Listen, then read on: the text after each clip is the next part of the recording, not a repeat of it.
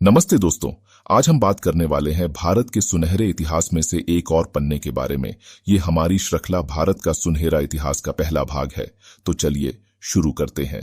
आप में से कई लोग ऐसी होंगे जो अपने स्कूल टाइम में या कॉलेज टाइम में मैथ्स से बहुत परेशान होते होंगे, स्पेशली कैलकुलस, एस्ट्रोनॉमी, त्रिकोणमिति और इनफाइनाइट सीरीज जैसे विषयों को लेकर। आप में से तो कई लोगों ने तो पाइथागोरस से लेकर न्यूटन तक को बहुत बुरा भला भी कहा होगा, क्यों है ना? अगर हम आपसे कहें कि आप अब तक इन सब के लिए जिसे दोषी मानते थे, असल में वो है ही नहीं। ओ चूना लगा दिया। अरे देवा, ये गड़बड़ है बाबा। आज हम आपसे इसी विषय पर बात करेंगे, तो अपनी कुर्सियों की पेटी को बांध लीजिए, क्योंकि हम आपको ले जा रहे हैं भारत के दक्षिण में स्थित केरल राज्य, केरल स्कूल ऑफ मैथमेटिक्स, जिसे केरल स्कूल के नाम से भी जाना जाता है। मध्यकालीन भारत में गणितीय अध्ययन का एक प्रमुख केंद्र था, खासकर 14वीं से 16वीं शताब्दी के दौरान। यह केरल के दक्षिण पश्चिमी राज्य में स्थित था। चलिए जानते हैं इनके योगदान के बारे में। 1.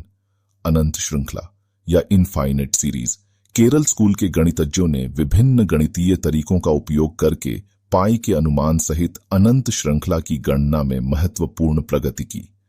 2.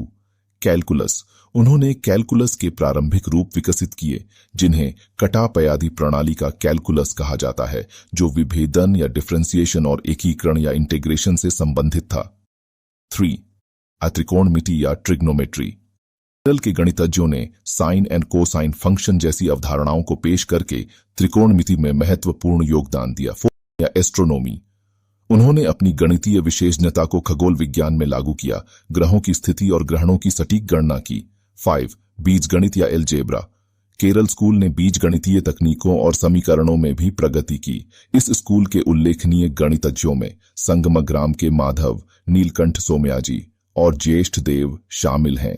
केरल स्कूल ऑफ मैथमेटिक्स का योगदान अपने समय से आगे था और इसने गणित के विकास में महत्वपूर्ण भूमिका निभाई, विशेष रूप से कैलकुलस और इनफाइनाइट सीरीज के क्षेत्र में।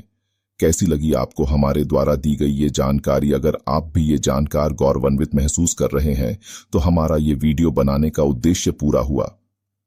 तो आज के बाद जब भी आप इनमें से किसी भी विषय में परेशान हो, तो विदेशी लोगों को ना याद करके इन महान लोगों को याद करें और अपनी परेशानी इनके साथ साझा करें। धन्यवाद। फिर मिलेंगे भारत के सुनहरे इतिहास का दूसरा पन्ना लेकर। तब तक के लिए जय हिंद, जय भारत।